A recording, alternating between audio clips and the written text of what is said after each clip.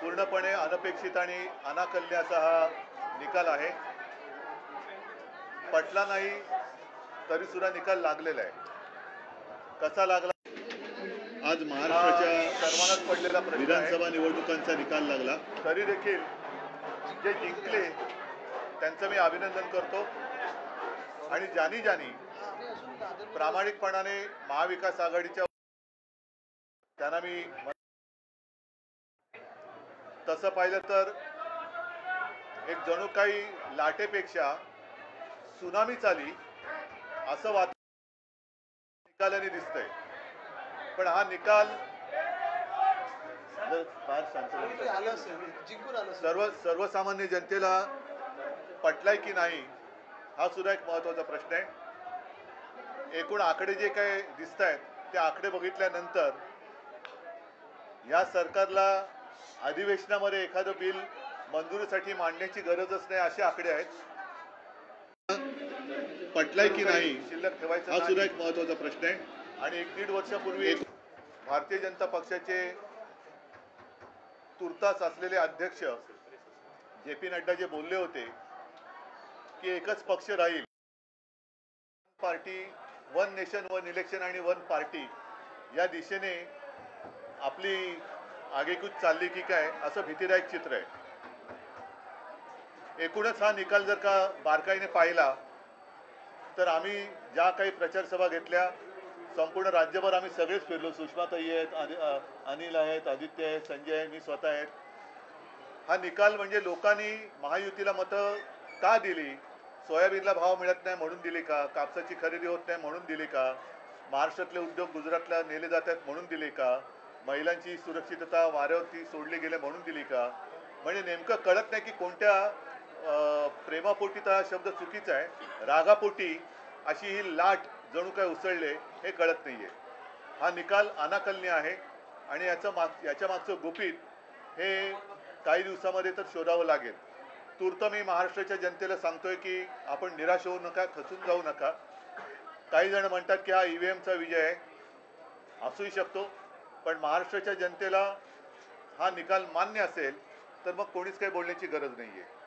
पण जर मान्य नसेल तर त्यांना सांगतो की आम्ही प्राणपणाने महाराष्ट्रासाठी लढत राहू, महाराष्ट्राच्या हितासाठी आम्ही लढत राहू। कोणी काही म्हटलं तरी महाराष्ट्राच्या जनतेला मी वचन देतो की आम्ही तुमच्या सोबत आहोत। हा जो विजय आहे महायुतीचा लाडकी बहीणचा इम्पॅक्ट असल्याचं म्हटलं जाते। लाडकी बहीणचा इम्पॅक्ट जर का असेल तर मग बाकीच्या ज्या काही गोष्टी या उघड दिसत होता, आपण सुद्धा रिपोर्टिंग केलेलं आहे।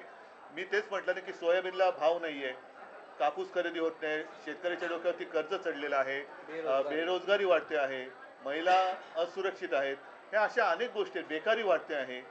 तर लाडकी बहीण पेक्षा ज्या महिला आमच्या सभेला प्रचंड संख्येने येत होत्या त्यांच्यासमोर प्रश्न होता की घर कसं वाढवायचं, चालवायचं, कारण महागाई वाढते म्हणजे वाढती महागाईची शाबासकी म्हणून या सरकारला मत दिलं का? आणि आता मला एक असं वाटतं प्रामाणिकपणे, हा टोमणा नाही, की यावेळेला तरी अस्सल भाजपचा कोणतरी मुख्यमंत्री होईल अशी अपेक्षा आहे किंवा आशा आहे। महाराष्ट्र विकास आघाडीचं आम्ही फार प्रामाणिकपणाने वागलो हे चुकलं की काय असं आम्हाला वाटतंय।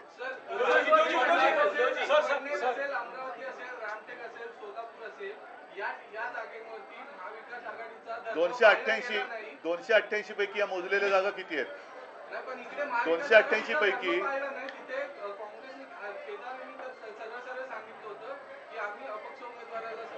बरोबर आहे, पण 288 पैकी या जागा किती आहेत आणि अशाच काही जागा या त्यांच्याकडे पण आहेत। पण म्हणून मी म्हटलं ना की अशी लाट उसळले असं काय नेमकं यांनी काम केले ते तिथे दाखवा ना। पण आणखीन एक गोष्ट अशी आहे की ठीक आहे, आता ते जिंकलेले तर आहेत, त्याच्यात मला त्यांचं अभिनंदन करण्यामध्ये मला कुठे कद्रूपणा दाखवायचं नाहीये। मी त्यांचं अभिनंदन करतो आणि आता निवडणूक आयोगाने स्थगिती दिलेली लाडकी बहीण ही योजना पूर्ववत चालू करून त्याच्यात 2100 रुपये दर महिना ते द्यायला लागतील। शेतकऱ्यांचं कर्जमुक्त ते लवकर करतील आणि जी काही त्यांनी आश्वासनं दिलेत ती नंतर कोणी बोलू नये की असा जुमला तर निवडणुकीच्या वेळेला करावा लागतो। या सगळ्या आश्वासनांची पूर्तता त्यांनी लवकरात लवकर करावी अशी माझी मागणी आहे. ग्राउंडवर फिरताना महाविकास आघाडीसाठी पोषक वातावरण दिसत होतं आणि इतका बदल अचानक लोकसभा निवडणूक झाल्यानंतर अवघ्या काही महिन्यात हाच एक अनाकलनीय बदल आणि मला असं वाटतं की करोनाच्या काळामध्ये कुटुंब प्रमुखाप्रमाणे माझं ऐकणारा महाराष्ट्र हा माझ्याशी असा वागेल याच्यावरती माझा विश्वास नाही आहे. कारण मी जे जे सांगत आलो त्याच तळमळीने याही वेळेला मी महाराष्ट्राला मनापासून तळमळीने सांगितलं होतं आणि असा हा माझा महाराष्ट्र हा असा वागेल याच्यावरती माझा विश्वास नाही आहे. नक्की काहीतरी गडबड आहे. हिंदू मुस्लिम एक पोलराइजेशन दिखाई दिया, खुल के बात कर रहे थे, बटेंगे तो कटेंगे, आपको लगता है ये कुछ नहीं चला क्योंकि बेकारी तो कुछ चीज़ें ऐसी होती कि जो सेक्युलर होती है, जैसे बेकारी है, महंगाई है, वो सेक्युलर है. सभी को महंगाई की मार पड़ रही है, सभी को जो बेरोजगारी है वो सता रही है. तो ऐसे कुछ नहीं. एकनाथ शिंदे यांच्या शिवसेनेच्या जवळपास 55 जागा आलेल्या आहेत. त्यांचं असं म्हणणं आहे की या निकालातून बाळासाहेबांचे विचारांचे खरे पहिली गोष्ट अशी आहे की इथेच पहिला मुद्दा असा आहे की 2.5 वर्ष होऊन सुद्धा न्यायालयातनं आम्हाला निकाल मिळत नाही